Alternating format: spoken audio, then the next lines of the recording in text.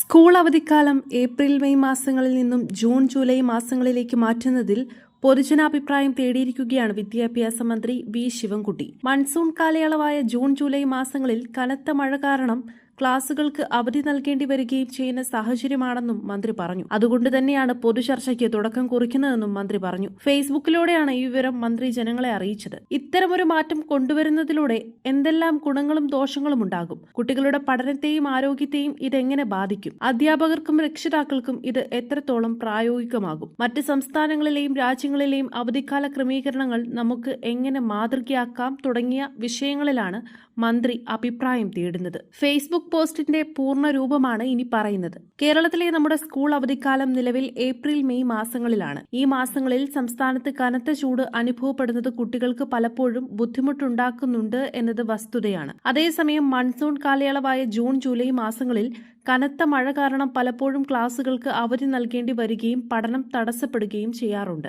ഈ സാഹചര്യത്തിൽ സ്കൂൾ അവധിക്കാലം ഏപ്രിൽ മെയ് മാസങ്ങളിൽ നിന്ന് മാറ്റി കനത്ത മഴയുള്ള ജൂൺ ജൂലൈ മാസങ്ങളിലേക്ക് മാറ്റുന്നതിനെക്കുറിച്ച് ഒരു പൊതുചർച്ചയ്ക്ക് തുടക്കം കുറിക്കുകയാണ്. ഈ വിഷയത്തിൽ നിങ്ങളുടെ വിലയേറിയ അഭിപ്രായങ്ങളും നിർദ്ദേശങ്ങളും അറിയിക്കാൻ ആഗ്രഹിക്കുന്നു. ഈ മാറ്റം നടപ്പിലാക്കുന്നതിലൂടെ എന്തെല്ലാം ഗുണങ്ങളും ദോഷങ്ങളും ഉണ്ടാകാം? കുട്ടികളുടെ പഠനത്തെയും ആരോഗ്യത്തെയും ഇതെങ്ങനെ ബാധിക്കും? അധ്യാപകർക്കും രക്ഷിതാക്കൾക്കും ഇത് എത്രത്തോളം പ്രായോഗികമാകും? മറ്റ് സംസ്ഥാനങ്ങളിലെയും രാജ്യങ്ങളിലെയും അവധിക്കാല ക്രമീകരണങ്ങൾ നമുക്ക് എങ്ങനെയൊക്കെ മാതൃകയാക്കാം? നിങ്ങളുടെ അഭിപ്രായങ്ങളും നിർദ്ദേശങ്ങളും കമന്റുകളായി രേഖപ്പെടുത്തുക. ഈ വിഷയത്തെക്കുറിച്ച് ഒരു ക്രിയാത്മകമായ ചർച്ചയ്ക്ക് തുടക്കമിടാൻ ഇത് സഹായകമാകുമെന്ന് വിശ്വസിക്കുന്നു. നിങ്ങളുടെ പങ്കാളിത്തം പ്രതീക്ഷിക്കുന്നു എന്നാണ് മന്ത്രി ഫേസ്ബുക്കിൽ കുറിച്ചത്.